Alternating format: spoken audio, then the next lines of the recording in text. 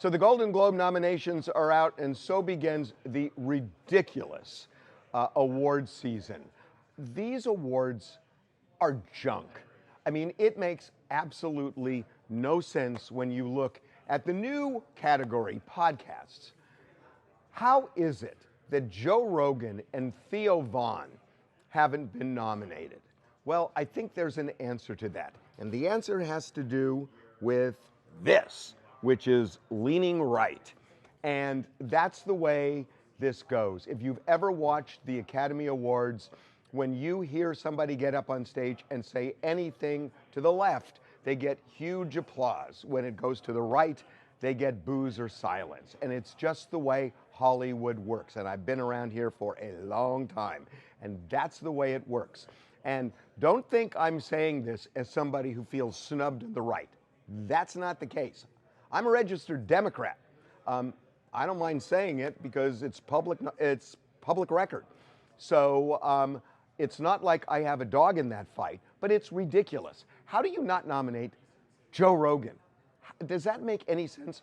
Whether you like his views or dislike them, he is a consequential, really good podcaster. I mean, he just is. That when you listen to the breadth of what he does, the depth of what he can do, and the honesty, at the very least, how does a guy like that not get nominated? Again, it's obvious what the answer is. The answer is that he leans to the right.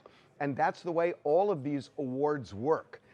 You know, there are people who get nominated who have talent. I'm not going to deny that.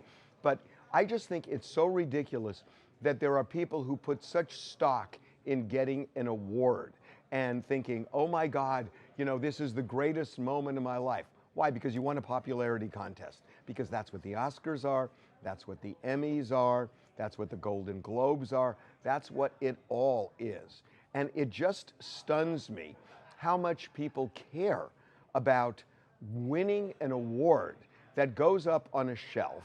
And what? You look at it over the years and you say, what? Wow, I won that award versus let's look back at my career. Isn't that more important, you know, what somebody does in their career versus what award is on your bookshelf? I'm not saying this as sour grapes. And look, I mean, you know, I was on a show for many, many years, the People's Court, and they had a category. The People's Court won 5 Emmys, and I never went. And, you know, there are people on that staff that really are thrilled that the show won. It's just never really meant anything to me, so I'm not saying this as sour grapes, but I just am stunned at how important it is to a lot of people to win an award like this, and then how sad people get when they don't.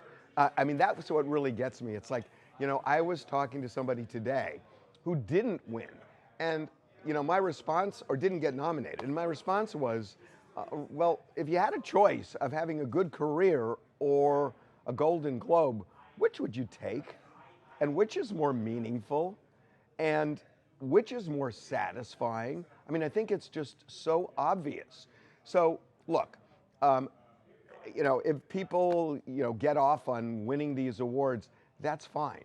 But come on, when you look at the absence of anybody to the right of center for the podcast award or for lots of others, it is a litmus test for how they feel about things that have very little, if anything, to do with their craft. So let the award season begin.